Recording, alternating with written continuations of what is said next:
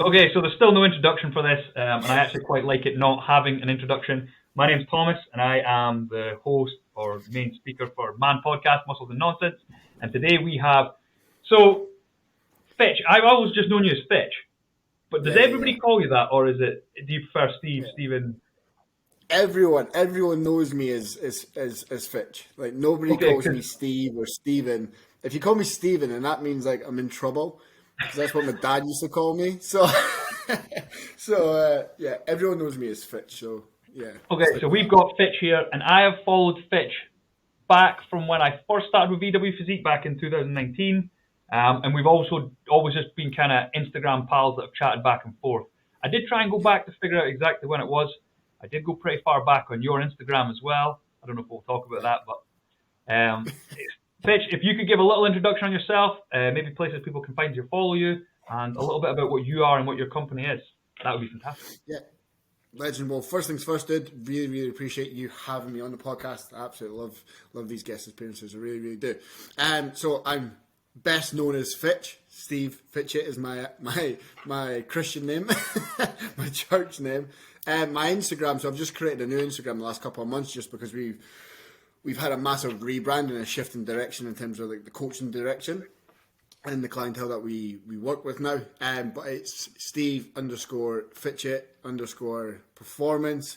And the title and the name, we now focus on more of the performance aspect of coaching rather than kind of gym pop, fat loss, physique development, and things like that. We are now in the position where we're taking clients who are fairly new to the performance kind of focused specific training approach, to getting them to be competitive athletes, running marathons, running marathon events, doing Spartan races, doing high rocks, powerlifting meets.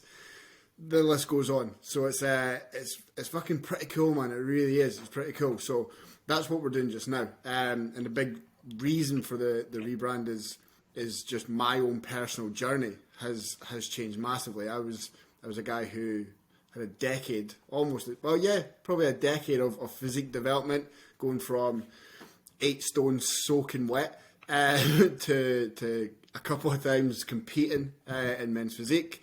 And just over the last maybe 18 months, maybe even 2 years now, we've switched the focus to more performance, and we're now doing strength and endurance, or as the fitness industry like to call it, hybrid training. So that's where we're at now. Mate, it's been class to watch as well, because I can remember seeing, because you were another guy that was in like the men's physique and you weren't about just getting absolutely massive. That was a big reason I gave you a follow, because I always preferred that men's physique shape. I also have never been someone that wanted to get massive. I can respect and appreciate it, but you always seemed like kind of on the same page, and then to see you transition to what you're doing now is mega cool. And I guess I kind of want to touch on a bit of like your rebranding and the changeover on the Instagram that like kind of like I think is mega cool. Is your old account had like 5,000 plus followers? Am I right? Like it had like a big following, and you just decided like, forget this, I'm going this way. And I absolutely love that you've done that. Was there any weird feelings? Because that's a huge thing nowadays, like the size of your social media following. Yeah, man.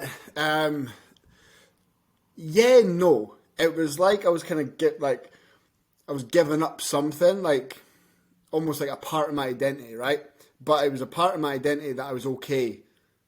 Not okay, because that's contradicting, but it was a part of my identity that I was ready to give up. Mm-hmm. That I was no longer going to be the physique development coach or the physique development guy or the men's physique guy. I'm now strictly focusing on the performance aspect. And that's not to say, I think a lot of people get confused with this. It's like, just because I focus on really pushing strength and endurance doesn't mean I don't want to look good. Like, we all want to look good, right? We all still want to look good naked. Of course we do. So there is an element of physique development and feeling good within yourself. But is that the focus point of my journey now? No, absolutely not. And I think if I was to keep that Instagram, because it had, and the audience was purely from a physique bodybuilding, bikini girl, whatever bodybuilding kind of following that I grew, one of the big things that I just really gave myself a talking to. It's like, I need to, if I'm going to do this, I'm going to go all in. And I need to get rid of this account. Not rid of it, I just need to step aside from this account and create a new one and build it from this new identity, this new person, this new athlete that I want to become. You know, so it was exciting. You know, I'm not one for big followings or anything like that. If people want to follow me, then fantastic. But I don't look at it and go, all right, I had 5,000, 6,000, whatever it was, followers. I don't really care about that. I'd rather look at the client base that I've got and the results I'm getting. That's what I really care about. Yeah. It's crazy because the thing I respected most about it is, like you're saying, like in the fitness industry, it's called hybrid training now. Like that's what everybody's calling it. And I guess that is the right name, because you are getting a mix of like modalities, and you're trying to perform on different aspects of performance. But there's a lot of people that have built up huge followings and big businesses, and then they've transitioned over to this more gen pop, and I feel like they're almost selling out. Whereas with what you done is you were like, this is what Steve Fitch done. This is now Steve Fitch Performance. And I was like hats off to you for doing that, because you could have, I guess you still could, I suppose, you could like monetize that, and you could kind of not take advantage, I don't know what the word would be, but I'd had a lot of respect for it. I thought it was brilliant. So you're saying as well that like it kind of aligned with your own journey. Can you tell us a bit about like things you have pursued? You mentioned you've competed. When I look back on your old Instagram, was there a couple photo shoots that you did? Like, can you talk us through like all of that, and then we'll kind of bring that up to speed, and then we'll talk about the Hydrox that I believe you're going to be competing in next year. Yeah, I've got a full calendar year next year, which is exciting. So it'll be cool to touch on that as well. But going from the past, like I played rugby. Like I've always been an athlete through high school, right? Like I played rugby at a pretty decent level, like one step under getting into the international setup, but kind of held myself back there. So we went from rugby to then there was nothing from maybe as soon as I left high school at 16. There was nothing for a good maybe 2, maybe 3 years. Probably a good 3 years. I didn't do nothing. Got really out of shape. Wasn't looking after myself. Like I wasn't really eating or anything like that. Because at the time I didn't really know what a gym routine was. I didn't know what nutrition was or anything like that. I was 17, 18. I got into like my first proper employment job was a greenkeeper. Like first big boy job, tax paying job, was a greenkeeper, and there was a guy there who was religiously into the gym. He was a big guy, and we got really close, and I started going to the gym with him. And from there, it was the case of, right, I'm really not happy with how I'm looking, because at 18, being 8.5 stone, and I really was that little, really dented my confidence. It really dented my confidence. So that was the mission. I was like, right, let's learn everything possible, reading like fitness magazines and going into bodybuilding.com and things like that, and just reading blog pages and reading different magazine workouts and things like that, just trying to consume knowledge in regards to trying to put on as much muscle as possible. And then that was it. Then I discovered like bodybuilding and competitive bodybuilding and things like that. Ronnie Coleman, Jay Cutler, things like that. And I was like, this is brilliant. Let's just do what the big guys are doing. And that was me. That was me for a good, probably 5-6 years, until I discovered until I went with my first personal trainer, who focused more on the powerlifting aspect. And me being, a young male, I was just like, right, this is cool. I didn't really know that powerlifting wasn't really optimal, if you will, for hypertrophy, for building muscle, but it was cool to me because I was getting stronger, but after maybe 9 months, 10 months, I just realized I wasn't getting any bigger. My body was hurting because I was pushing far too much weight far too quickly. I was like, I'm really not enjoying this. So, and then I stopped training for a good maybe 5-6 months, just because it dented my confidence. Like, I've put in all this work, I'm eating as much as possible, I'm paying for a professional, and I'm not getting the results I want. But during that that kind of 5-6 months of not training, I partied a lot and things like that. And then I got really out of shape. So I got in decent shape before, like decent shape. Like I maybe put on a stone in maybe 5 years of training, right? So I done it all right. But then that 5-6 months of just constantly partying got really out of shape. And I was like, right, this needs to change. So then I dove back into lifting weights, and I was like, you know what? Let's take this a bit more serious. Let's set a big goal. Let's give my training a little bit more purpose other than just I want to look good with my top off. So because I was still looking at the big bodybuilders and things like that, I was like, right, let's see if there's any sort of local bodybuilding shows that I can do, and start researching all that. And then I think around about that time, I was aware of Vaughn, I was aware of Ali and things like that. I didn't know them, but I was aware of them. So I started following them and see what they were doing and things like that, and trying to pick up little tips and tricks there. Competed, didn't do well at all, probably finished dead last. Like I actually done the first ever Two Bro show in London. So I done their very first show.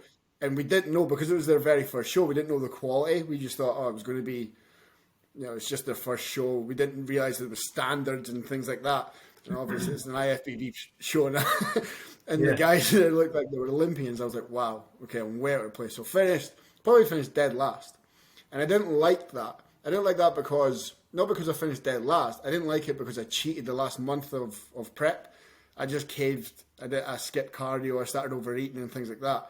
So I left there just disappointed in myself. So I gave myself a good talking to. I'm like, you know what? I'm going to dedicate the next year, because I only wanted to compete once to see what it felt like, and to have like a goal and to give my training a bit more purpose and direction, right? So then I was like, right, I'm going to dedicate the next year to put on a bit more size, and then I'm going to compete next year, and I'm going to go all in on it. Like nothing's going to distract me. I'm going to see what it's like to get absolutely shredded. And I did that, which was quite cool. But what was really cool during that year is, I was working at Pure Gym at that point, so I was around Ali and I was around Vaughn. They kind of introduced me to the bodybuilding community, if you will, the local bodybuilding community and things like that. Yeah. And having that environment around you definitely does put you in a position to succeed.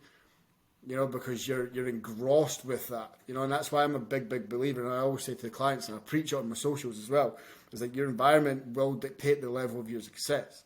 If you've got a bunch of people around you who aren't in line with your goal or aren't willing to support you, then your success is going to be very, very difficult. But if you've got people like-minded with you or supportive that are beside you, then of course your success is going to be a little bit more greater, right? So yeah, that year was great. It really, really was. But what it made me realise was I think it was a 16-week prep, and probably by week 6, I was like, this isn't for me. Like bodybuilding isn't for me. Yeah. I missed being an athlete. I didn't like walking upstairs and feeling fatigued. You know what I mean? I didn't like. You know what I really didn't like? Because I was in a committed relationship at the time. And I didn't like laying down with my missus at night and being out of breath after, 5 minutes of being on top. I'm like, I trained my ass off to try and look fit, and I'm not. I'm like, this is embarrassing. I don't like doing that. So it was just little things like that. But I committed to doing this. Yeah. So I'm going to see it out. I know I've got 10 weeks of prep to do, but I'm going to see it out. And it honestly stuck me in a bin. Mentally, physically, emotionally, stuck me in a bin. But I was proud of myself. I got on stage. I think I finished middle of the pack. And I was like, right, cool, done. That's it, done now. I know for a fact I will never step foot on a bodybuilding stage again. So that was it. And then after that, COVID hit. I done a photo shoot with Vaughn. So it was the first time we worked together. And the photo shoot, honestly, it was just something to keep me occupied because everything was shut. Yeah. And I thought it would be pretty fucking cool, because it was during the summer. I thought it would be pretty cool to get as lean as I possibly could by training more like an athlete. So I was training in my dad's back garden with a bunch of dumbbells and bars and stuff like that. But I was going on, and I was going on like I think I ran my first marathon during that prep as well. So that was cool. I really loved that. Yeah, I don't think Vaughn knows that. So sorry, Vaughn, if you listen to this. But but yeah, I ran a half marathon, and a couple of weeks later, I went, I wonder how far I can push this. And I ended up just running a marathon. I was like, that was cool. That's very cool. Yeah. So yeah, Very, that very was cool. that was probably that photo shoot was probably the favorite look that I had within a body composition kind of journey. You know, that was my favorite look because I thought I looked quite big and I was quite lean, but I was fit as anything. You know, for that stage of the journey, I was really fit, and I was like, this is cool. This is really cool. You know, so I loved that. And so coming out of lockdown, was that when you started to realise that you were like, or going into it, you were like, right, I don't like being a bodybuilder specific. I still want to look good, but I want to be doing the fitness stuff. Because I can remember when you started doing like, it was almost like high volume deadlifts, and then you would like max out, and I was like, whoa, this guy's just doing absolutely all.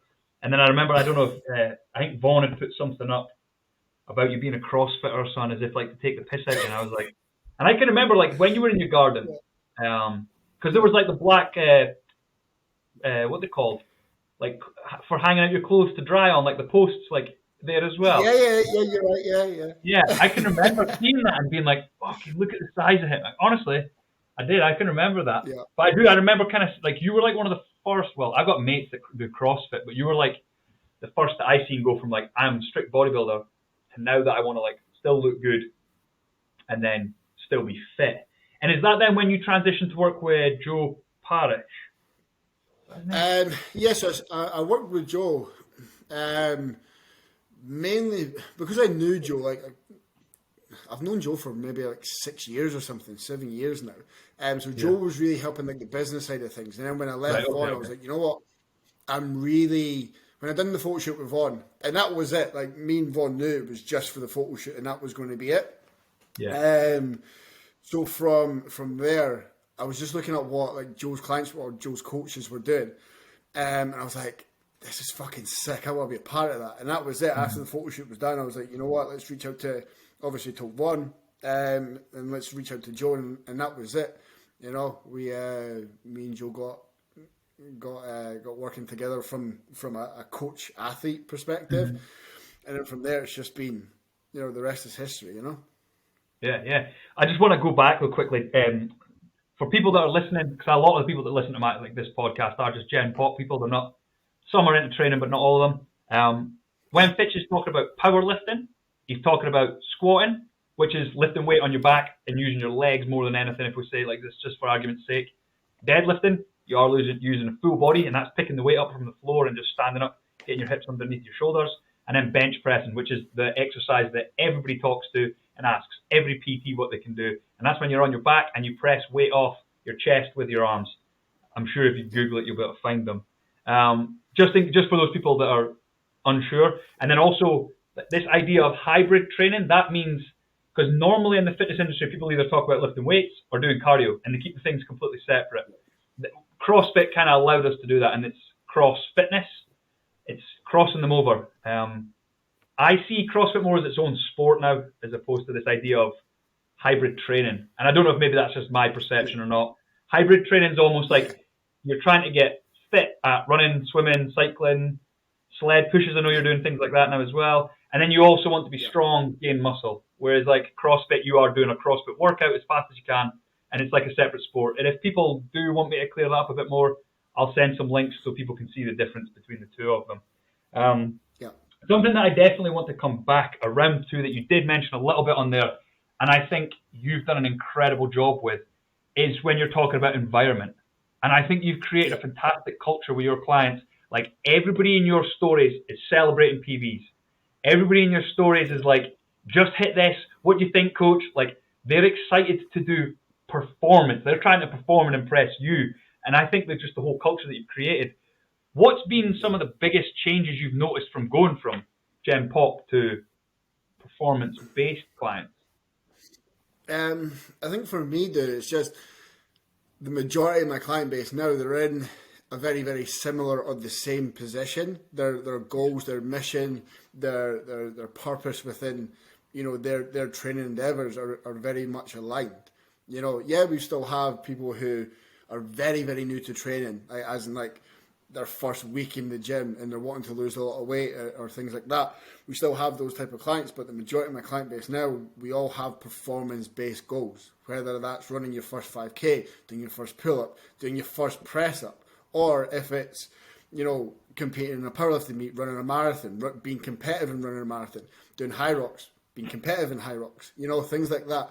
So regardless of your, and I put up a post about this, like, your athletic capabilities and your skill set doesn't matter to me. I don't care if you're the most advanced athlete or if you're brand new. My coaching approach is designed to help you push your performance, regardless of where you're at. I'll meet you where you're at, and we'll grow together. That's I think what's enabled the team to be a team.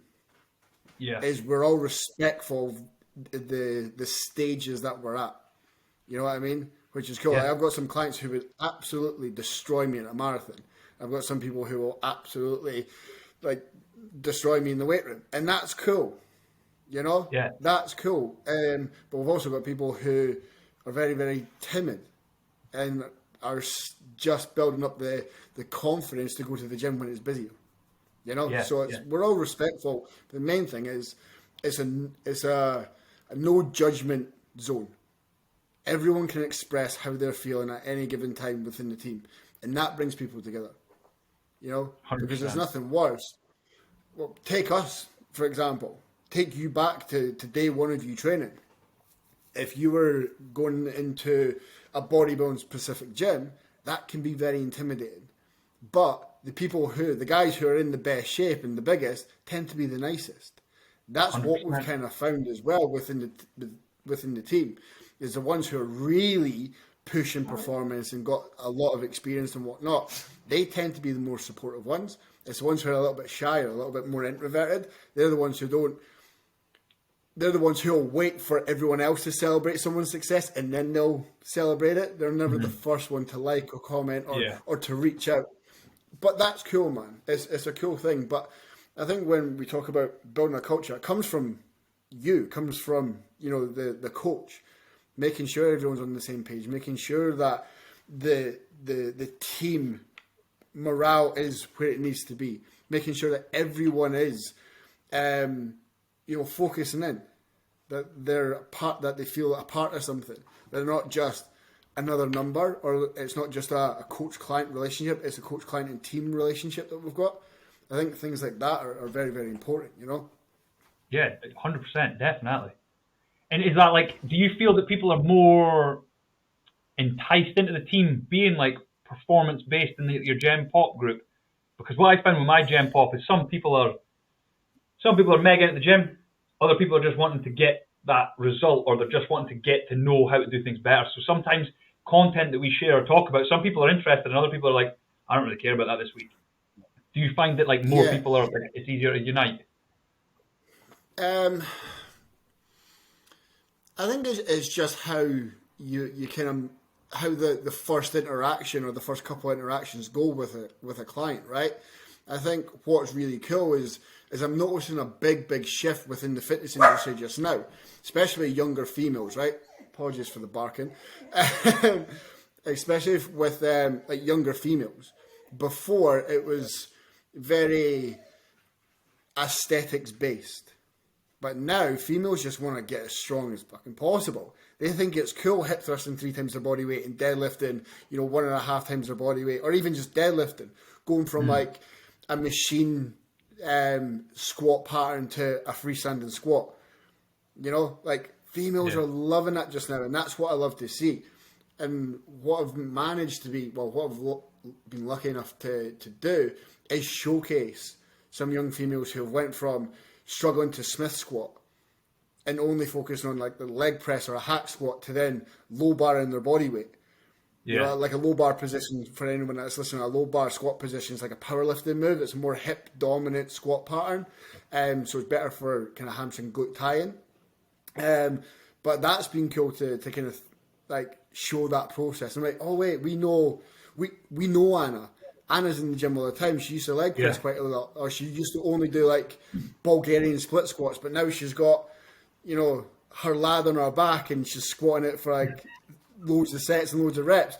That's fucking cool, That's cool. So it's I think it just comes down to the first couple of interactions, understanding what's really important to them. Because I'm just not a believer when someone comes on board that they just want to lose weight just to lose weight.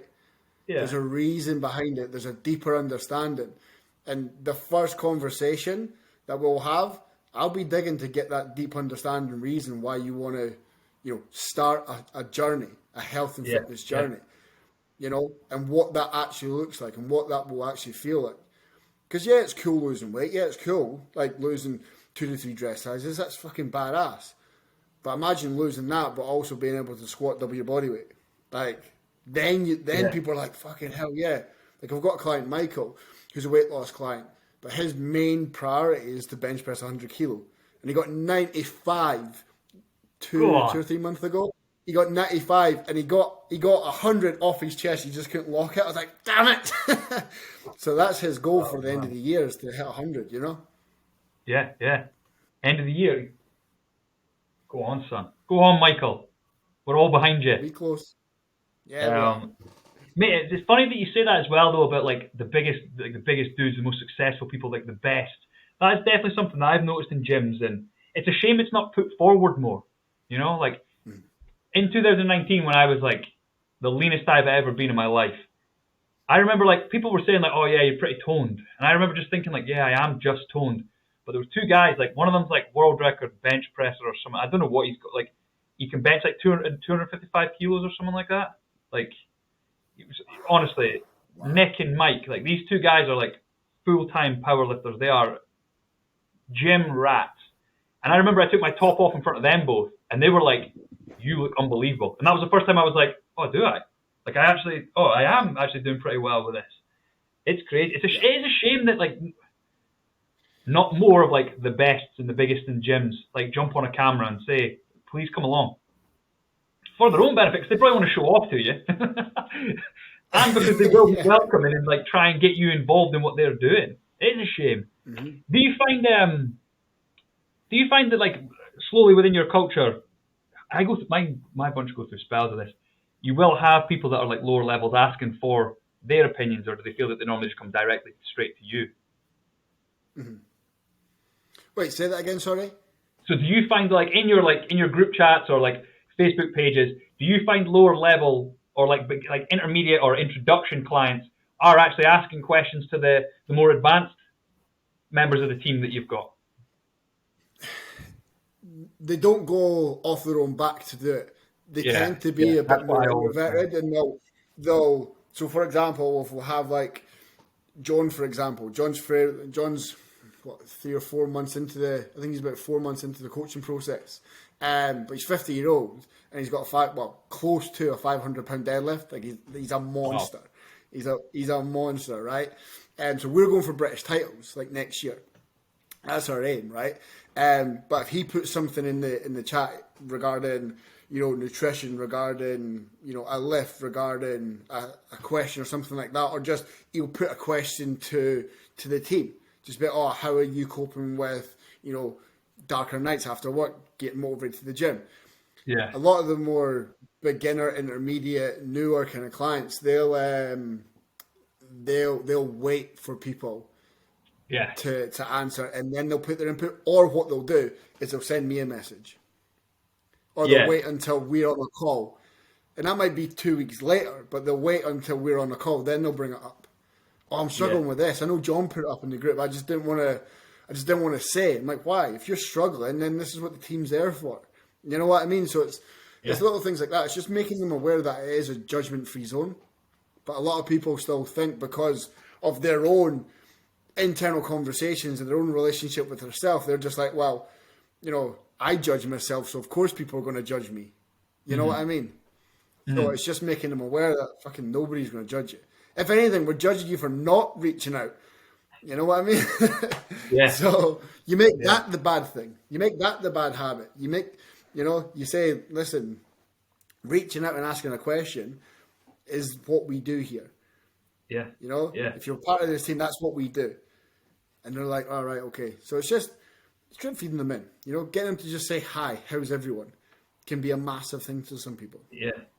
You know. Yeah, I see during lockdown, I found that the group chat's just pinging all the time, and I do kind of miss that. I've got like 2 guys that would chat all the time.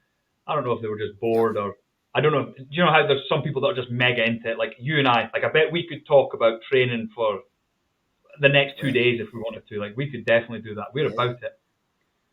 I do. I think I do miss it. I do miss it, and it's something that I do want to build and develop within TS Health and Fitness, but I just don't know. Because I even asked them, I'm like, what do you guys want to talk about? Here's what I'm interested. Ask me about things, or what do you want to talk? And maybe I'm just getting it wrong, but no, I think it's class, and I think the environment part's a massive thing. And I actually spoke quickly with someone else that we had on before about one of the coolest parts of our job is we're creating an environment for success. Like a lot of people don't get the chance to be successful in anything. Like never mind like, and I don't just mean money. I mean like hitting that 100-kilogram bench press by the deadline, being able to hit thrust like 3 times their body weight, like these things, and like being around it and seeing other people doing it. It's like you see other humans absolutely like get fired up by that, and like really, what's the word I'm looking for here? Like they really can relate to it, and it like does fire them up. And I think it's a class thing. Is that something that you're noticing as well, a bit more even with the performance? Because there's obviously for you, there's going to be more goals than like just weight loss or dress size dropping. There's these other attributes that people actually care about. Yeah, I think with that it's a fine line, right? Because I don't know if this is going to answer it right, but I think a lot of the time people put us coaches up on a pedestal, and I don't really like that. So it's about, I think one of the things that I'm trying to do with myself is be a little bit more open and transparent and a little bit more relatable. I've had my own struggles and I've got my own self-doubts, and you know, we do struggle with, you know, new gyms make us anxious and things like that. Like we are just humans, and I think for us to be really relatable to just our audience and most importantly our clients, I think sharing a little bit more of us is very, very important. That's something that I'm really, really trying to do. And I think the more, what I've noticed within the brand is the more I open up and share some of my struggles, some of the things that, you know, that I'm not doing well, or some of the areas that I want to improve on, clients then lean in, clients then open up. Yeah. You know, because we're not the only one who's struggling for motivation at this time of year. It sucks. I think I've got a 6-mile run tonight at 8 p.m. outside. I'm not looking forward to it. It's horrendous, but it's just about, right, what do I know? So instead of just saying, right, it's just about being hardcore, that David Goggins type attitude, and just get it fucking done. No, it's like, what is the process between now and 8 p.m. that's going to ensure that I'm going to actually get it for this run? And then sharing that on socials with clients and things like that makes us, you know, it makes us relatable, and it helps people. You know, because like, all right, so Fitch done this. All right, Tom done this. Let's try it. Let's see if that works. You know, does that answer the question? Yeah, 100%. I wanted to document my prep, and I wanted to call it regular to rep, but score out the rep and then just put regular. And I never got around to like fully documenting it, because I wanted to just show people that like, look, I'm a normal guy. I'm gonna try and get ripped, but you'll see that even when I'm ripped, I'm still just a normal guy. Like suddenly, like the dishes don't just do themselves. I still have to prep my meals. My girlfriend did help a lot with my prep, to be honest. But I wanted people to see that, and maybe I'll do it next time. I maybe will do it next time. You definitely should, man. You definitely should. I think people buy into you as a human being, as a coach, and as an athlete when they can see the day-to-day life. That's something I've been trying to do, and they love it. You know, like people. I genuinely just feel like I just find I'm so boring. Like I'm good at just doing the same thing over and over and over again. Yeah. But I maybe will. So we've pretty much heard up to date, but we don't know what your diary is full with next year. Can you touch a little bit on that and give us and could you actually also like break down is it high rocks or high rocks? High rocks. So high rocks is they're basically titled. High rocks is pretty much titled this sporting event to be like the true test of fitness, right? So to break that down as quickly as I can, there's 8 different stations, right? So it's the conditioning side of CrossFit, all right? So there's no Olympic lifting or anything like that. It is literally just the conditioning side of things, the cardio side of things of CrossFit. So 8 different stations going from, I'll try and name them all. This isn't in order, so it's like 1,000, a 1 kilometer run. No, sorry, a 1 kilometer row, a 1 kilometer ski on the ski arc, 200 meter farmer carries with X amount of weight, burpee broad jump. So that's a burpee jump forward for 80 meters, 100 wall balls, a sled push, and a sled pull. Is that 8? And then lunges with a sandbag on you for like, I think it's about 100 meters or something, 150 meters. But in between each station, you need to do a 1 kilometer run. So it's a 1 kilometer run, station, 1 kilometer run, station, 1 kilometer run, station. So I'm doing my first High Rocks event in Glasgow in February, right? So that's kicking off my competitive year. And then I'm doing my own strength and endurance challenge, which I think I'm going to be the first human being to ever do it, which is fucking pretty cool. Which is a sub 5 minute mile followed by a 600 kilo powerlifting total. So 600 kilo total over a squat, bench, and deadlift. All right. So in the same day. So I think I'm going to be, once I do that in the summer, I think I'll be the first human being to do that, which is, to me, that's fucking pretty cool. That's really cool. Yeah, so I've got that. That'll be in summer, and then I've got the Edinburgh Half Marathon in May. I'm doing that with a bunch of clients, so that'll be pretty cool. I won't be in peak half marathon condition for that, but I'll still be fit enough to run a pretty competitive time, I think. And then after that, I'm going to be transitioning over probably around about August time. I'll be doing a 500-pound squat followed by a 50-kilometer run in the same day. And then after August, I'll be really focusing on High Rocks because I've got really big ambitions for High Rocks. I think within my first competitive year, if I don't get to the World Championships, I'll get very, very close. So I think to get to the World Championships, you need to win a High Rocks event. I've looked at the M.A.N's Open High Rocks times, and I think I'll get pretty close. I think I might get close in February, my first time. So if I finish, if I win High Rocks, then I think I go to the Worlds, that's my goal. Mate, that's cool. And because in the High Rocks as well, you can do like teams and individual, right? Yeah, so not teams, but you can do doubles. So you can do like men's doubles, so you and a partner, you and a male, or you can do mixed doubles, you and a female. So just now, I think Ollie Marchand is dominating the doubles. Like he's finished first in both the men's doubles and the mixed doubles. Like he's won both. He's done 2 High Rocks events and won both of them. So I think he's going to the Worlds. So he's kind of, they're built for it. Like people who are relatively strong but quick runners and just good endurance athletes, they're built for High Rocks. They really are built for High Rocks. And you know, I'm running sub 4 minute kilometers at 92 kilo, and I'm squatting 200 kilo. So I'm kind of built for High Rocks, you know. Yeah. Mate, that's impressive. That really is impressive. And so you said February for your first one, and that's in Glasgow. Yeah. And then the end of the year, you got another one. And where's the other one? So I think the season is from around September time to February time. That's when the High Rocks season is. So I think, it's a worldwide thing. You know, it started in Germany, but now they're all over. But I think I want to travel like next year. I want to do London's one. I want to do Birmingham's one. The Glasgow one would be pretty cool. I think the World Championships is in Vegas, I think it is. So if I get there, then it'll be the following year I'll do it. But I think the World Championships is in March or April. So I'll have like the competitive year going from starting September, I think. if I qualify, then it'll be like, right, I'll be going in March, April time, whenever it is. Yeah, yeah. So, big year. Okay. So this is pretty much perfectly leading us in. We've had a 40-minute introduction, we'll say.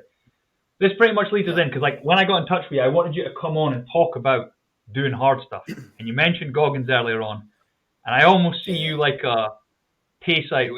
You're in Fife, aren't you? Dundee, yeah, Dundee. Oh, you're in Dundee. Yeah, I see you as like the Goggins of this area because you do like.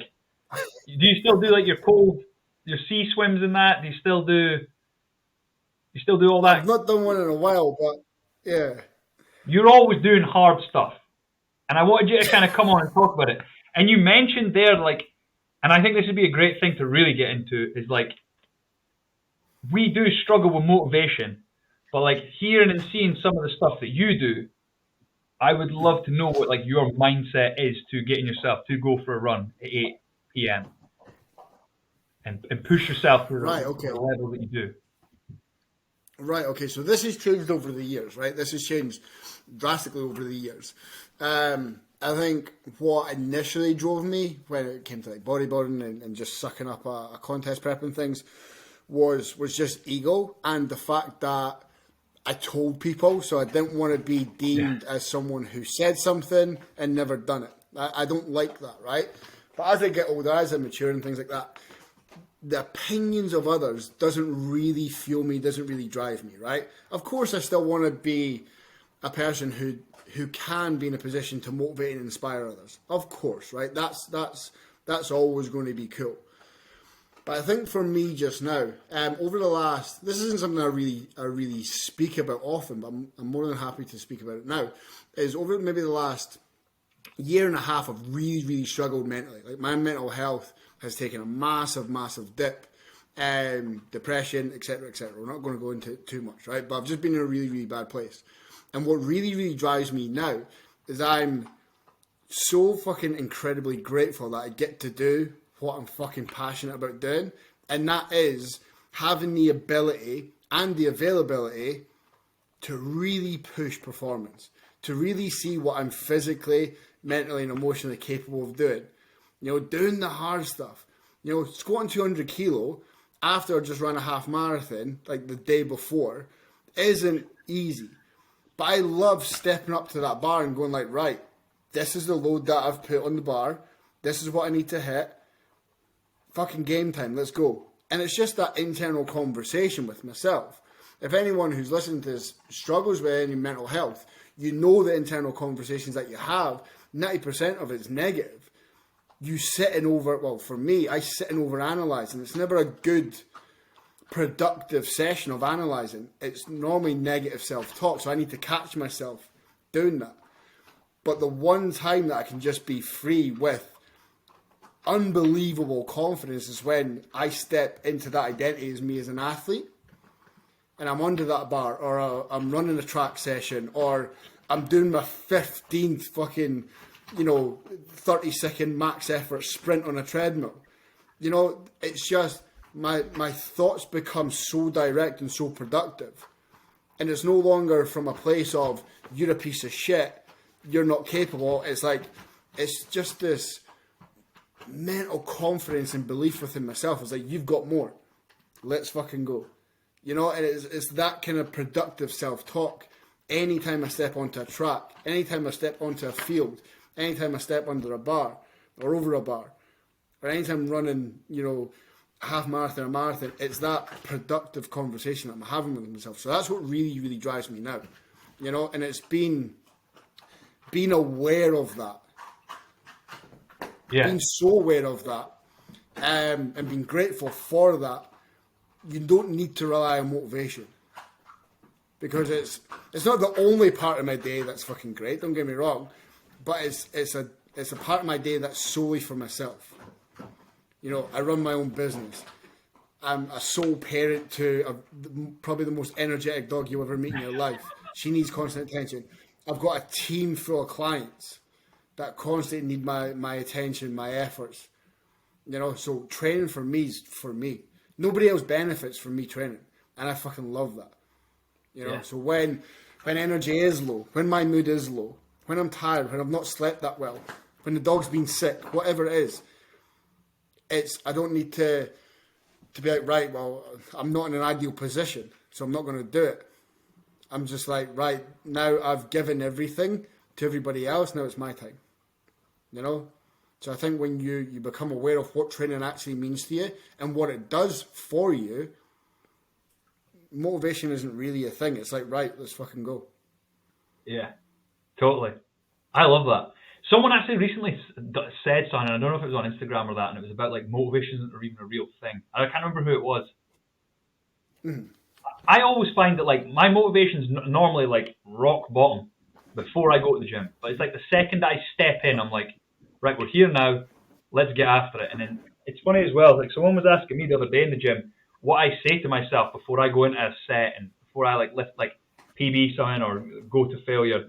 And it's normally like, and it sounds like it's negative, but it's really not. Like I'll say to myself, don't be a bitch. But it's because I know I can not be one. Like I can be one, and then I can't. And I like say to myself, like, don't be that person. Be the person that's going to push. Be the person that's going to get through this set. It's cool. It's cool. I don't know how much you want to talk about like depression or that over analysis, but I quite like being able to get people like yourself that are from like the outside looking in, like successful. You've got all the right tools and things in place, but like mental health it's something like it's very similar to physical health. Like you'll go through spells where everything's nailed, everything's golden, and then you do have spells where it's pretty rough. Is there anything that you notice in life that does start to potentially, I don't know, like, do you train less before about to feeling down, or is there anything that you feel maybe like sets it off or triggers it? No, I mean, I can't really pinpoint like when like my mental health started taking a dip and I started feeling a bit more depressed and things. I really don't. I wish I could pinpoint it. 2 seconds. Kelpie, can you please pop? She's just going fucking absolute riot. But yeah, I can't actually remember when my mental health did take a turn. But in terms of training, it never really. Again, there are days, there are weeks, there's sometimes fucking months when I'm just like, I really can't be arsed with this, you know, and that's just the reality of it. But it comes down to me just really asking myself, right, what's going to be the after effect of me not doing what I said I was going to do or what I need to do. And I think this is where goal setting as an athlete, as a client, that is deeper than just a surface level or shallow level goal is really, really important. You know, so as I've just said there, like, I've not made it public knowledge that I want to like podium at Worlds in High Rocks, but that's the goal. I'm going to be the first person to do a 600 kilo total and run a sub 5 minute mile. I think I might be the first human in the world to do that. That's some big fucking goals. So when I really can't be arsed doing anything, I just remember, right, this is the person, this is the athlete that you want to become. So yeah, you're feeling low. Yeah, you're not in the best headspace. Yeah, your energy is shit. Yeah, you've not really been eating. But it's living in a place, for me, it's living in a place of curiosity. And it's like, right, yes, this is the least ideal position I could be in, mentally, physically, and with like hardly any food in me. Let's see what I'm like at my worst. Because see when you can train when you're at your worst. See when you're at your best. Fuck. It's the best feeling in the world. Yeah. You know? But I think a lot of people that see big periods of time of stalled performance or stalled progression, they're the ones who are only training when their environment is set up perfectly. Yeah. When external factors aren't really getting in the way. And for someone who does suffer from mental health, you know, it could be every day. That's just reality. It could be every day. I could wake up and I'm like, I don't fucking want to get out of bed. But I'm an early riser, not because I'm an early riser, because my dog gets up at 5 a.m. So she gets me up and I'm like, if I don't get up, she's a working breed. So if I don't get up and give her attention, she's going to be a riot. And I don't want her to be a riot. I need to give her attention. So we're up early. And that's it. Once I'm up, then it's right, let's try and set some sort of rhythm throughout the day. Let's build some momentum. Yeah, I've not started well, but let's fucking at least try and end decent. You know, little things like that. And it's the exact same as your performance. If I'm going for a 6-mile run, I guarantee you, just the way my body's feeling after my leg session today, that first mile is going to suck. It's cold as hell, I'm asthmatic as well, so it's not going to be good. But once I get that first mile out, then I'm going to keep running. You know what I mean? And then I need to get into it. Then my head will get into it.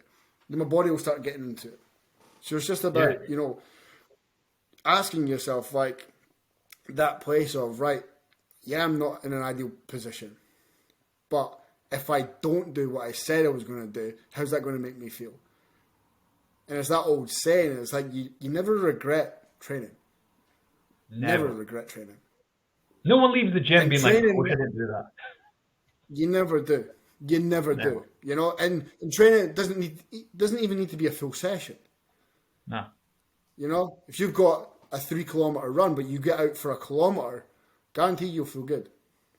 And the likelihood is you've ran a kilometer, so you're going to run another 2. You know what I mean? If you're going to go in and do your first set on squats, then you're going to do the whole session. You know, nobody ever regrets that.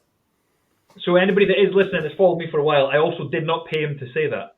I've done a few posts saying that, like, look, if you don't have the motivation to go train, like, just stand up. Now that you're stood up, maybe go throw some gym clothes on. Now you've got your gym clothes on. If you want to go sit back down or if you want to throw your trainers on, you can decide.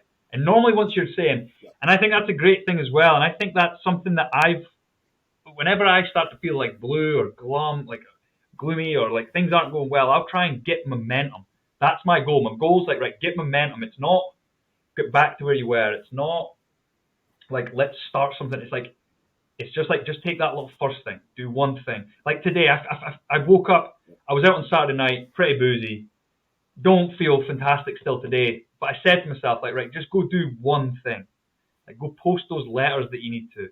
So I went and posted letters. And the next thing I come back and I get a bit of extra work done. And it is just that momentum. And do you find that that's like, it's like almost like is that like what's the word I'm looking for here? Is that a conversation that you have with yourself, like an obvious one, or is that just something that you almost find yourself like a month down the line, you're like, thank God I had that conversation? Yeah, no, you're spot on there, dude. I always ask myself, what's the one thing that I can do that's going to make the biggest impact on me right now? What's the smallest little thing that I can do right now that's going to make the biggest impact for me today? That's the thing, you know. And sometimes it is taking the dog on an extra 10-minute walk, even though it's terrible weather. You know, just clearing my head, doing something like that. Sometimes it's just reaching out to a friend. Sometimes it's just putting my fucking phone away in the kitchen in a different room. Careful, stop that. Hey, stop. You know, it's just about understanding what are some of the triggers or some of the habits that are going to trigger that positive response and productive response to be like, right, I'm here now. Sometimes for me, it's if I'm really struggling to focus in on work and I'm just not in the mood for that. Sometimes rather than replying to clients on my phone, I'll put my phone in a different room and I'll reply on my laptop because my laptop's open. So then I'm going to do client programming. Then I'm going to do some lead gen stuff. Then I'm going to do some business growth stuff. You know what I mean? Because the tabs are open. Tabs are always open. So it's just about doing that. Try and create the least amount of friction between you and the habit that you're wanting to kickstart for the day. Yeah. Once you've got little friction, a little barrier between that, it becomes easy. Or easier, should I say. Mate, I think that's class. And this is something that, like, with the last guest that I had on, it was Ross Cameron. Do you know he's one of Vaughn's. Okay, yeah. He's one of Ali's clients. And the plan is he's just started prep. And I wanted to get him now. I wanted to get him on now, talking about how he's feeling. And I'm going to get him on in 4 months' time. And we're going to see how he's feeling. Yeah, when he's in the bin, yeah. But he also spoke about like the way he feels and like some of the mental health stuff. And I'm genuinely like part of this reason I set this podcast up and part of the reason I called it M.a.N is I want this to be a place where like good men come and they talk about like sometimes I don't feel fucking good. Sometimes I can't train all the time. And like you're someone that's a lot stronger and a lot fitter than me. So for me looking at you and being like, oh wait, so you still have like down days, like that makes me think like, right, okay, my next down day is not going to be as bad because I know Fitch has struggled with it. I know Ross has struggled with it. I know Wade, whose episode's getting posted tonight. Like you hear all these things and you hear about other men struggling, and I think it is something that, like, I know that everybody says we should be doing it, but I don't feel there's a platform. I don't feel there's a place. I don't feel there's anything. And honestly, like, the fact that you've opened up about that, like, I genuinely really appreciate that, and I know that you're going to help someone somewhere.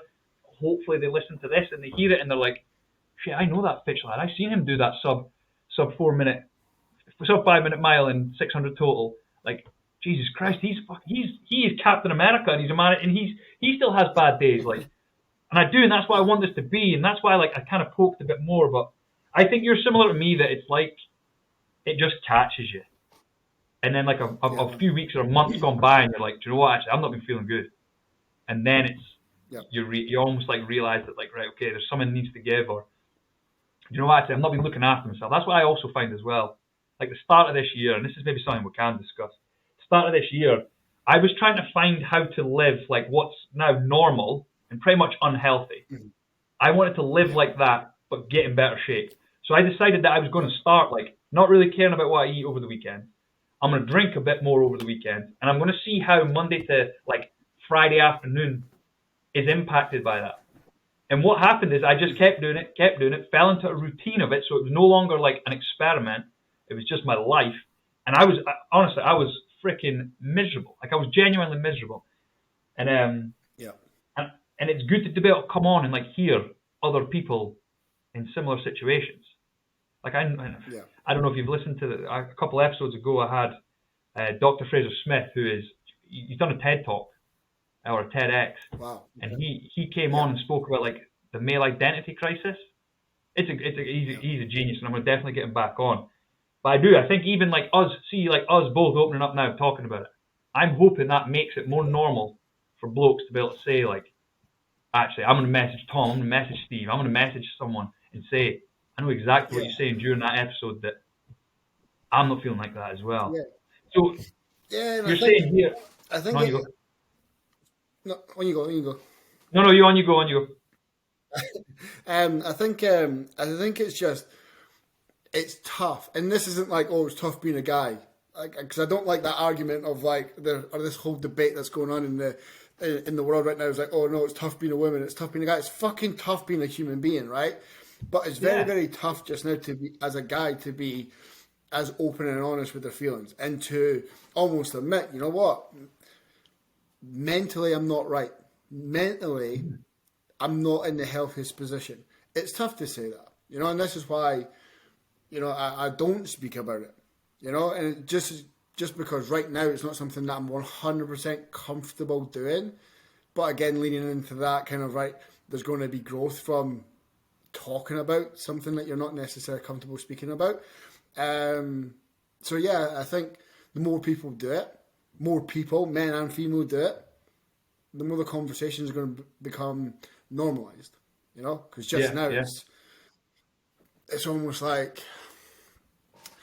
look back 5 years, nobody was talking about steroids. Now every Tom, Dick and Harry's open about steroids. You know what I mean? Because it's more normalised. You know? So it's the exact same process. Once more people open up, speak about it, share their stories, share their experiences, I think the better it's going to be, the more willing people are going to feel about, you know, expressing how they're actually feeling. Something I always find hard with, like, and I guess you touched on it there, like, it is a difficult thing to open up and talk about. And I've actually tried doing it real time. And that's something that I've never really seen or found many people doing. Like, I went on social media and being like, look, I'm not feeling too good just now. And it almost gets ignored. And I'm not putting no blame on anybody around me, or like people that follow my accounts. Like, I'm not looking for attention. But it's almost like, oh, like, you'll get through it. But see, when you come out of it the other side and you do a post and you're like, oh, I've been down, everyone likes it. And I don't know if it's just like the success side, or if people don't really know how to deal with. Because to be perfectly honest, I normally, if like I've worked with a few clients that have had mental health problems, and normally like I'll just kind of listen, and then I'll try not advise them what they should do. And I wonder if like other people are just doing a similar thing. Yeah, I think sometimes because to express it on social media, when social media is just a highlight reel, I think it's sometimes difficult for people to really pay attention, because people don't really pay attention to socials, right? People just look for the big arse or the nice set of abs or the funny meme. You know, that's what it is. It's surface level, right? So when you're really expressing yourself on a different platform then, or on a social media platform, it's either gonna hit and people are gonna really resonate and relate and share and whatnot and communicate, or people are just gonna bypass it and they're gonna read the success story and then go, "All right, I hope you're all right," but it's months went by, you know. Yeah. And this is something that, again, I don't share with my clients. I don't share with anybody. My family, if they listen to this, they're then going to hear for the first time that their big brother's got mental health issues or struggles. I don't like saying issues, and that's cool, you know. But it's just how I express it and how I articulate it is the difficult side of things, you know. So do you know, here's something, and I admit this is fucking completely off topic. I wanted to get you on, talk about doing hard stuff and motivating yourself. But I honestly don't know if there's many things, like battling yourself is one of the fucking hardest things ever. Because you've always got an answer for yourself. Or I find, like if I'm like, oh, you're down, oh, you're just making excuses. Like, and I was wondering if like, maybe we just riff just now on like things that when I talk about my, like my mental well-being or my mental health, like I don't get like suicidal. Like I had one time where like the thought crossed my mind, but the second it did, it like surged me with this energy to be like, that's as far as this going, we're getting sorted. And I like, it just like cut off that day. But you're saying that you're overanalyzing things, and like, are you able to like? I don't know if you'll be able to, because it's kind of popped in my head now that maybe some blokes don't realize what their like poor mental health or struggling with mental health is and what it feels like, and maybe there's something that you could say just now that someone could relate to and then be like, crap, that's what's wrong with me, or that's what's up with me, not wrong. Right. Okay. So, like, one of the big things that keeps me going, and this is, I always try and, how am I going to say this? How am I going to articulate this? So, any struggle, any barrier, any problem, clients don't know this. I try and break it down into simplest form and try and unpack that. Something I learnt from Clara. I've had probably about a month's worth of conversations with Clara, right? I think she's just one of the most incredible people that I've ever met. And that's one thing that I've done ever since she's taught me it. I've done with clients, and I do it with myself now, right? Is try and get the biggest struggle, the biggest problem, the thing that's the barrier, simplify it and break it down into simple form. So I've had, and yeah, let's just say that I've had kind of suicidal thoughts, like very, very close. I've had numerous mental breakdowns. Like I've had to get my sister through it, like 4 a.m. in the morning into the flat because, you know, things weren't going well. And the simplest thing that keeps me going, and people who aren't dog people or pet people won't understand this, but my dog's my best mate, right? My dog's the reason that I've not done something that I would have regretted. Plain and simple. Plain and simple. It's not my clients, it's not my business, it's not the goals I've got, it's not my friends, it's not my family, it's my dog. My dog is the one thing in my life that completely centers me. Regardless of how stressful things get financially, business growth wise, the pressure I put on myself as an athlete, the pressure of trying to maintain healthy relationships and friendships and a good connection with family. All these things can be stressful and can get on top of you. But I always try and ask myself, I'm just trying to be the person my dog thinks I am. My dog just thinks I'm fantastic. My dog just thinks I'm great. And honestly, man, just turning my phone off and putting the laptop off and play fighting with her for 5 minutes fucking humbles me, man. And it's like every stress has just disappeared out of my head. And it's almost like an emotional reset. Because there's this saying of when emotion's high, intelligence is low. So when we are feeling overwhelmed, when we are struggling, when life stresses are getting on top of us, our decision-making skills are at the worst because we're emotionally triggered. So try and have a reset button. Try and have something that's just going to then humble you and ground you and center you. And honestly, like after this podcast recording, because of the conversation, I'll do that. I'll go play with her for 5 or 10 minutes. And it'll just completely reset my emotions. And it'll be like, right, good, I'm ready to go. You know? And it's little things like that, you know?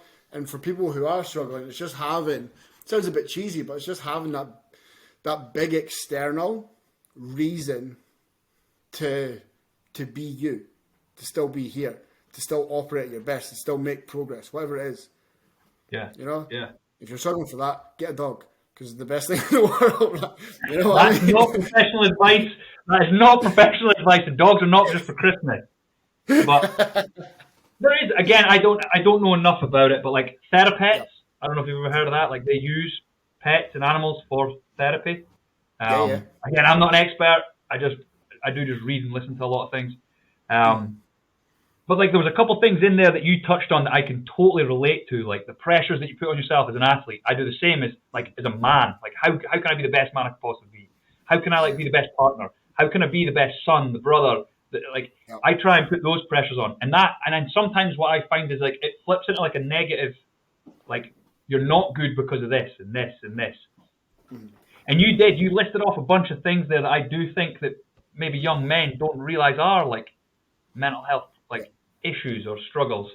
And honestly, and I know that you'll be on the same page here. Like if there's anybody that is listening to this that does feel like they're worrying about things, they're talking negatively to themselves repeatedly, they maybe just don't feel good enough. Maybe they are having suicidal thoughts. Like genuinely reach out to us. Like you're too good of a miracle. Like, you are a miracle. If you're listening, you're a fucking miracle, and you deserve to be here 100%. I did genuinely, like, I didn't expect this again, and I do really appreciate it because I know that there's going to be a lot of inspiration coming from you. I think you're an inspirational dude, honestly. Like, and I am going to link all your social medias down below, and just before you go, I'm going to let you off because I know you've got shit to do. This will be the last question. So, actually, what I'll do is I'll quickly clarify to everybody. Me and Fitch were able to actually just go straight into this talking because it took me like 10 minutes to set up my microphone. I don't know if you heard a few episodes back. I was really quiet. Fitch called me out straight away and said, Tom, you're really quiet. So we had to piss about on my road mic, and we spoke about a few funny things, and that was why we were able to just get straight into it. Have we met once at the VW Physique meetup? Yeah. I think that's like the only time we've ever met. Yeah. So again, mate, it's been an absolute pleasure, and I would love to have you back on again, and we can talk about how you got onto the High Rocks. I'd love to get you on, especially being the first human to do sub 5 minutes and then 600. Like if you do that, mate, let's get you on again, and we'll talk about it, and we'll talk about more specifically the prep that you went through to get there. Actually, I've got 2 more questions. I got something that's really on my mind now, right? Yeah, go for it. You've done a prep, you've done a marathon, you're preparing for this like pretty intense total and endurance feat. What's been the hardest physical thing you've done, or like complete physical and mental thing? Probably prep. Prep's been the most difficult. The second prep that I've done has been the most difficult, just because there's a couple of factors within that, right? So just the actual feat of getting as lean as you possibly can is disgustingly challenging from a physical, a mental, and emotional standpoint. It is. Your body's not built to do that. It's not meant to do it. So it's very, very fucking difficult, right? The level of discipline that takes is fucking inspiring. Like, you need to put yourself through it in order to really understand, like, the bodybuilding kind of lifestyle and what that actually takes, you know? So from that's been a challenge. But what I really, really struggle with is I love the performance aspect and pushing strength and endurance because it complements my life. I don't really need to sacrifice all that much. Whereas when I was prepping, again, I was in a relationship. I didn't have sex for about 4 months. 6 weeks leading up to the show and probably about 6 weeks after. I didn't have sex at all. I had no sex drive at all. None. That was difficult. That put a strain on my relationship. My relationship with food really, really suffered. My business suffered because I was so tunnel focused on this one objective, and I know I dedicated a year of my life to doing this, so I became so stubborn and hard-headed. And I was like, nothing else matters in my life right now other than just doing this and having this goal and doing it, so I can have that feeling, regarding the placings, because for me, it's not about medals and accolades or anything like that, or at the time it wasn't. It's about that personal kind of commitment to myself. That's what it always is. You know, yeah, I want a podium at the Worlds, at High Rocks and stuff like that. It's not for the medal, it's for I've done this. You know, it's the personal development and growth. That's what I get from these things. But at that time, I was so dialed into that every relationship suffered. I didn't see my family for a while. I was living with my girlfriend, and pretty sure she moved out for about 2 months. I'm pretty sure she moved out because I didn't really see her all that much. My business suffered. My relationship with clients suffered. I became quite a toxic human. And by no means is bodybuilding a toxic thing. That was just my process. You know, that was my mindset at the time. So prep's definitely been the hardest thing I've ever done. And I think it ever will, because like I said at the beginning, at week 6 of my 16-week prep, I knew it wasn't for me, and I didn't want to do it. Whereas the marathons, the half marathons, the high rocks, the 200 plus kilo squats, I want to fucking do that because that's cool. Mm-hmm. You know, I like that shit. So it's easier to do it, you know? So prep's definitely been the hardest. Definitely. And also, anybody that's followed, I didn't pay him to say that as well. I argue with a lot of people about this because I think prep is, like, in a sporting context, there's obviously a lot of worse things that a human can go through and do. But there is something about being, like, energy through the floor, food focused, not getting to eat very much, your energy expenditure and output is through the roof. Training's not as fun as it used to be because it kind of stalls a little bit. Like, I don't think there's very many things, and it's not a day, it's not 24 hours, it's months. It's months, and that's the thing, it's the longevity of it, right? Like, probably in the next maybe 2 years, I'll do a full Ironman, like a full distance Ironman, I'll do that, right? I still think if we're comparing like that mental struggle, that mental and emotional kind of struggle through a contest prep and then an Ironman, I still think, to me, the prep will be more challenging. I still think that. I don't think there's a performance feat that I'll do in my lifetime that'll challenge that. If so, bring it on. Like, let me try it. You know, let me try it. But prep for me, it was just a surreal experience. It really was. Like, to do it right, fuck. It gives me anxiety just thinking about it. I get excited thinking about it. I love I think I've started to realize a lot about myself these past, I don't know, like 3-4 months. And I don't know if I'm just going through this like massive, like, personal development stuff, but like, I'm pretty selfish. I'm a bit of a perfectionist and I'm a bit of a control freak. So like, you're built for prep. But mate, like, you're talking about like week 6 of your 16 weeks. I remember, like, last year, I done my second or third show. I can't remember which one it was, and I had like a 3 or 4 week stint still to go, and I got like 2 days off to just kind of be normal. And I can remember from there it got hard because it was like I got a taste of normality, and I was like, oh crap, what have I done? That's the hard part. It's the refeeds and the no cardio and no training. You're like, it's fucking great, you know. Easy. And then your missus speaks to you for the first time because you're allowed to go for a fucking coffee with her. You're not freezing cold and hood up and everything. Totally. Oh man, but mate, that's. Do you know what? Actually, I'm going to get my brother-in-law on. He's done the Kelp, man. I want to do that. Yeah, so I'm going to try. He's actually done it twice. Wow. Okay. Mate, he's a freak, eh? Like, I'm sure he was having a few gin and tonics before doing it. He's done ultramarathons hungover. Like, mate, I don't think he eats vegetables. Like, he's unbelievable. I'm going to try and get him on. Or I'll even try and put you in touch with him if you want to talk to him about it. Yeah, man, definitely. Honestly, Matt, right, so last question, because it's been such a good chat, and we've spoke, and this is why I want to call it Muscles and Nonsense. There's been a bit of, like, me chatting nonsense and just making stuff up, you giving us loads of insightful stuff about motivation, about freaking pushing through. Like, honestly, it's been amazing. I would just love to hear, what do you think it takes to be a good man?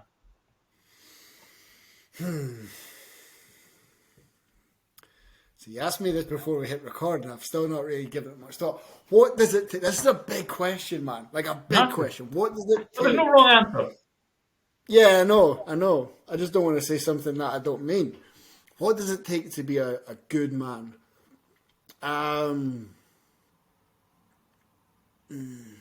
Discipline, hard work, and loyalty. Definitely think are three kind of key pillars that I really, really value. Loyal to your business, to yourself, to any process that you're within. Loyal to friends, family, relationships, romantic relationships, your missus, whatever. I think that's key. Hard work, because nothing ever gets achieved without it. That's a staple in anything, regardless if it's in a health or fitness kind of standpoint, or if it's within your business, or even within having a successful relationship. The foundation of that is always going to be hard work. It's not love. It's not the commitment that you do. It's the hard work that you put in to then commit further to yourself, So I think those kind of three key pillars there. Mate, unbelievable. Genuinely brilliant. And it's been different. And this is what I love. And this is why I'm going to ask it at the end of every single episode. Because it's insightful and it means a lot. Because I think I am on some sort of personal journey to figure out how to be a good man. Yeah. What do you think, Alex? What would you say? Right. And the thing is, with that question, that's always going to evolve. And I think all too often people hold you to something that you said a month ago, a week ago, a year ago, So that, if you ask me again in 6 months' time, that might be different. But what do you think it is? What would you say defines a good man right now? So right now, I'm probably going to have to do a full episode, me talking through, everything. But Yeah. a girl said to me in school once, and this stuck with me. I think I must have been 17, 18. She was like, a good man should be able to stand by every decision that he makes. And the reason I like that is because if you do something bad or something that you shouldn't have done, you have to be able to justify why you've done it. 100%. And I like that. Yeah. And I think that's just keeping it simple. I definitely think it's like accountability, it's loyalty, it's like almost everything in that sense. And this girl, bless her, she was like one of those people that's wise beyond her time. Mm. She and she was a year younger than me as well. And she said this to me, and I can remember just being like, fuck, that's a good standard to kind of aim for, to be a good man. So I'm going to stick with that. But I'm sure, like you say, it'll evolve.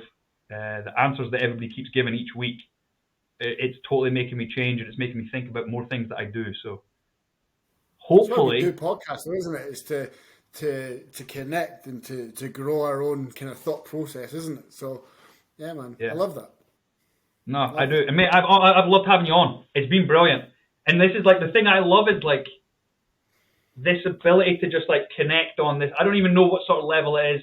I don't know, because I don't know you that well, and people maybe don't believe it, but we've spoke a handful of times. We've met once, and I think it's cool. And I really do appreciate your time. I really appreciate your insight.